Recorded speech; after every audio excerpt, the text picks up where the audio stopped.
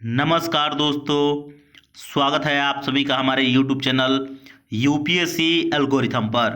Friends, जैसा कि आप सभी को पता होगा कि हम लोग यूपीएससी के लिए ऑप्शनल ज्योग्राफी को पढ़ रहे हैं और ऑप्शनल ज्योग्राफी में सबसे पहले हम लोग भौतिक भूगोल को देख रहे हैं। इसको समाप्त करने के बाद हम लोग मानव भूगोल को देखेंगे और इसको समाप्त करने के बाद हम लोग भारत के भूगोल को देखेंगे और इस तरीके से हमारा पूरा सिलेबस जो है ऑप्शनल ज्योग्राफी का समाप्त हो जाएगा।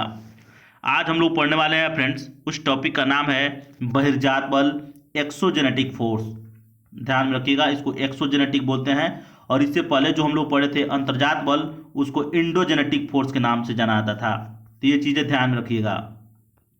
ऑप्शनल ज्योग्राफी का फ्रेंड्स ये 6ठे नंबर का वीडियो है। इससे पहले मैंने 5 वीडियो बनाया है, आप लोग नहीं देखे हैं तो जाकर के जरूर देखिएगा। काफ़ी अच्छे तरीके से मैंने सारी चीज़ों को एक्सप्लेन करने का प्रयास किया है और काफ़ी आसान भाषा में और आसान तरीकों से मैंने समझाने का प्रयास किया है, तो जाकर के जरूर देखिए। चलिए अब आते हैं अपने टॉपिक पर। आज हम लोग पढ़ने वाले हैं फ्रेंड्स बहिर्जात बल के बारे में और बहिर्जात बल के कौन कौन सी टॉपिक्स पे थोड़ा थोड़ा हम लोग नज़र दौड़ाएंगे। तो उस टॉपिक का नाम है अपक्षय, अपर्दन व परिवहन। हालांकि इनको हम लोग अलग से विस्तृत रूप से पढ़ेंगे अगले वीडियो में। अगला जब भी आएगा इसका नंबर तो हम लोग देखेंगे। हालांकि इसमें मैं इन तीनों चीज़ों से आप लोगों का परिचय मैं जरूर करवा दूंगा। तो चलिए समझते हैं। सबसे पहले फ्रेंड्स अंतर्जात बल और बहिर्जात बल में थोड़ा सा अंतर को देख लेते हैं और उसके बाद देख लेते हैं इनके कौन कौन से कार्य हैं और ये किन तरीके से काम करता है, ये सारी चीज़ें। तो चलिए देखते हैं। सबसे पहले अंतर्जात बल को समझ लीजिए, उसके बाद बहिर्जात बल समझना आप लोगों के लिए काफ़ी आसान हो जाएगा। अंतर्जात बल जो होता है फ्रेंड्स, यह पृथ्वी के भूगर्भ से भूपृष्ठ की तरफ लगने वाला बल होता है। यानी पृथ्वी के केंद्र की तरफ से उत्पन्न होगा और लगेगा किधर की तरफ, तो लगेगा पृथ्वी के भूपटल यानी ऊपरी सतह की तरफ। तो ये ध्यान में रखिएगा। और ये अंतर्जात बल जो होता है फ्रेंड्स, ये रचनात्मक कार्य करते हैं। यानी पृथ्वी के ऊपर, पृथ्वी की सतह पर ये क्या करते हैं, तो विषमताओं को जन्म देते हैं। विषमता करने का मतलब है कि अलग अलग तरीकों का भू आकृतियों का निर्माण करते हैं। जैसे यहाँ पर मैंने नीचे लिखा हुआ है, आप लोग देख सकते हैं। एक तरफ माउंटेन्स यानी पर्वत है और दूसरी तरफ वॉल्केनो यानी ज्वालामुखी है। तो भूतल पर विषमताओं को कौन जन्म देता है, तो अंतर्जात बल, इंडोजेनेटिक फोर्स। ये चीज़ें ध्यान रखिएगा, काफ़ी इंपॉर्टेंट है फ्रेंड्स, ये चीज़ें याद रखिएगा। अब आइए एक्सोजेनेटिक फोर्स पर ध्यान दीजिए। उसको आप समझ गए होइएगा अंतर्जात बल को, तो बहिर्जात बल समझना आप लोगों के लिए काफ़ी आसान हो जाएगा। बहिर्जात बल जो होता है फ्रेंड्स, ये पृथ्वी के बाहर से लगने वाला बल होता है। जैसे आप लोग ध्यान रखिए, नदियां जब पर्वतों से निकलती है तो उनमें गति पाया जाता है। तो वे बल जो है, वो जो गति बल है, वह भी एक प्रकार का बल है। वह तो भूगर्भ से नहीं लग रहा है, वो बाहर से लग रहा है, तो उसको बहिर्जात बल बोलेंगे। उसी तरीके से आपको हिम का आवरण देखे हुएगा, जिसको कि ग्लेशियर के नाम से जाना जाता है। हिम चादर बोलते हैं हिंदी में। तो ग्लेशियर जब पिघलता है तो नीचे की तरफ सरकता है, तो वह भी जब सरकेगा तो उसमें भी गति होगा और उसमें और पहाड़ के सतह में घर्षण होगा और घर्षण के कारण क्या होगा, तो धीरे धीरे जो विषमताएं हैं उसको समाप्त करने का प्रयास करेगा। तो ये सारे बहिर्जात बल होता है। तो जहां से नदियां बार बार, मान लीजिए कि किसी पहाड़ के ऊपर से नदियां बह रही है, तो वहां पर क्या करेगा, गॉर्ज का निर्माण कर देगा, खाई का निर्माण कर देगा। एक ही जगह से जब जल गुजरेगा तो चट्टानों पर दरारें उत्पन्न कर देगा। यानी धीरे धीरे वो बराबर करने का प्रयास करता है, मैदानों का निर्माण करने का प्रयास करता है। तो बहिर्जात बल समझ लीजिए होइएगा कि हवा हो सकता है, पानी हो सकता है। इसके अलावा आपको जो मैंने पानी को जिस तरीके से बताया आप लोग समझ गए होइएगा। इसके अलावा मैं नीचे चीज़ों को और एक्सप्लेन करूंगा। यहाँ पर बहिर्जात बल क्या करता है, तो विषमताओं को समाप्त करता है। यानी हम लोग देखे थे कि अंतर्जात बल विषमताओं को जन्म देता था, रचनात्मक कार्य करता था, और यहाँ पर देख रहे हैं विषमताओं को समाप्त करता है। धीरे धीरे क्या करेगा, समतल भूमि का निर्माण करने का प्रयास करता है। देख सकते हैं, यानी जहाँ पर आज पर्वत दिख रहा है, पर्वतों पर क्या होगा कि वायु बार बार अगर टकरा रही है, वर्षा है, वर्षा की पानी से उस पर प्रभाव पड़ रहा है, तो इससे क्या होगा, अपघटन होगा, गलन सड़न, ये सारी प्रक्रियाएं होंगी, अपघटन का कार्य होगा, तो ये टूटेगा।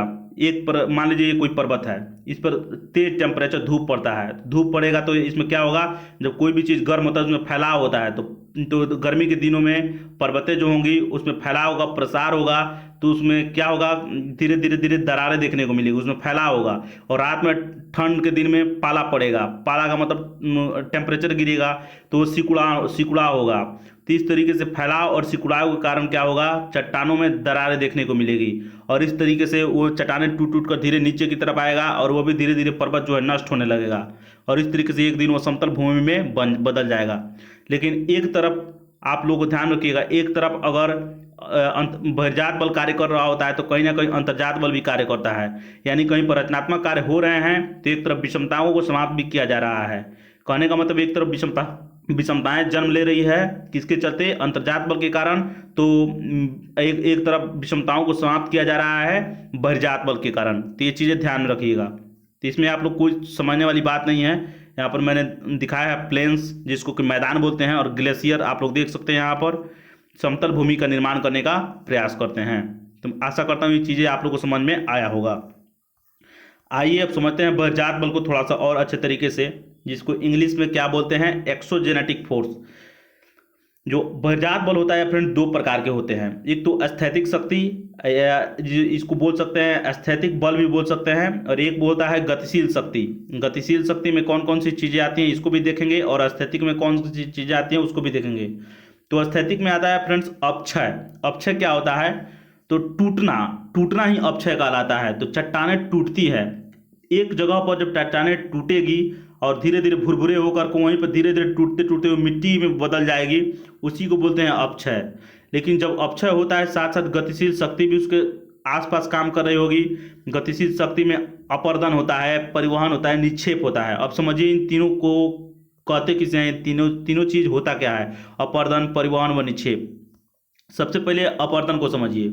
अपर्दन जो होता है फ्रेंड्स ये कटाव करता है। मान लीजिए कोई नदी है, अपने दोनों तरफ से मिट्टी का कटाव करता है, अपने रास्ता को चौड़ा करते चलती है, तो उसको बोलेंगे क्या, अपर्दन।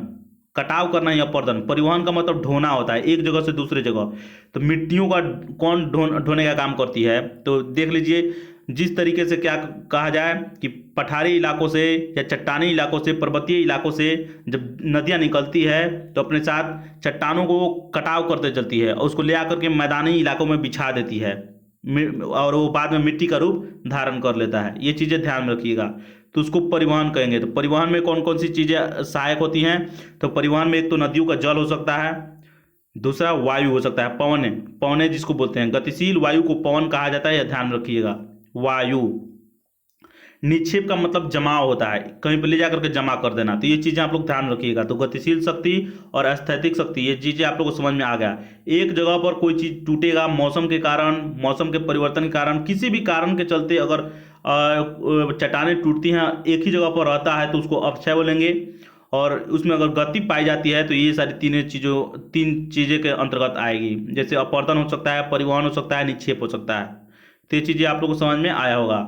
अब अपक्षय प्लस अपर्दन के संयुक्त प्रभाव को अन्नाच्छदन कहते हैं। अन्नाच्छदन क्या होता है, अन्नाच्छदन का मतलब बिछाना होता है। जैसे कि आप लोग देखे हुए कि मैदानों में घास की चादरें बिछाई गई होती है, वो तो घास कोई आदमी नहीं बिछाया होता है, नेचर का अपना ऐसी है। मैदानों में क्या होता है कि घास कैसी, ऐसा लगता है कि घास चादर बिछाए हुए है अपने, उसी को अन्नाच्छादन कहते हैं। उसी तरीके से अपक्षय जब होता है या अपर्दन होता है तो इसका संयुक्त प्रभाव ही अन्नाच्छदन कहलाता है। और इसी के चलते, अन्नाच्छदन के चलते क्या होता है, तो समतल भूमि का निर्माण होता है। समतल भूमि का निर्माण मैं बोल दिया, आप लोग समझ लीजिए, लिखना कोई ज़रूरी नहीं है। तो फ्रेंड्स यही था इस वीडियो में। वीडियो आपको अच्छा लगा हो तो जरूर लिखिएगा।